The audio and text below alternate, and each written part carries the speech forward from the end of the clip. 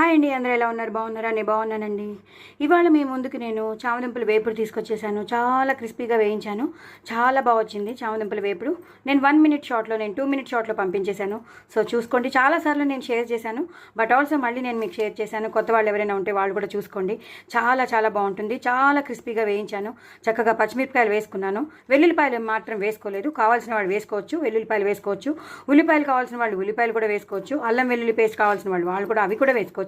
నేను జస్ట్ చాలా సింపుల్గా సాత్వికంగా చేయాలని అనుకున్నాను కాబట్టి నేను జస్ట్ కరివేపాకు, జీలకర్ర, చామదుంపలు వేయించేసేసి చక్కగా ఉప్పు, కారం జల్లేసాను. పచ్చిమిరపకాయలు మాత్రం వేసాను. చాలా చాలా టేస్టీగా క్రిస్పీగా వచ్చింది. చాలా చాలా బాగుంటుందండి. అలాగే కొబ్బరి పచ్చడి అంటే ఎవరికి ఇష్టం ఉండదు. నేను ఇవాళ కొబ్బరి పచ్చడి చేశాను. ఇలా కలిపేసుకుని నెయ్యి వేసుకున్నాను. నేను ఇంకా చూపించలేకపోతే. సో కొబ్బరి పచ్చడి చాలా చాలా బాగా వచ్చిందండి. మధ్యలో ఆగిపోయింది, సారీ, క్షమించండి. సో కొబ్బరి పచ్చడి చాలా బాగా వచ్చిందండి. దయచేసి మీ దీని రెసిపీ నేను మీకు షేర్ చేస్తున్నాను. తప్పకుండా చూడండి, చేసుకోండి. చాలా చాలా టేస్టీగా ఉంటుంది. వేడివేడి అన్నంలో నెయ్యి వేసుకుని చక్కగా ఇలా పచ్చిమిరపకాయలు నంచుకుని తింటే మాత్రం సూపర్ ఉంటుందండి. ఎంత తింటామో మనకే తెలీదు. సో పిల్లలు కూడా అలవాటు చేయండి. పచ్చిమిరపకాయలు చాలా మంచివి, సి విటమిన్ ఉంటుంది. సో డూ ట్రై ఇట్ అండి. చాలా చాలా టేస్టీగా వచ్చింది కొబ్బరి పచ్చడి. తప్పకుండా పచ్చిమిరపకాయలు నంచుకోవడం మాత్రం మర్చిపోవద్దు.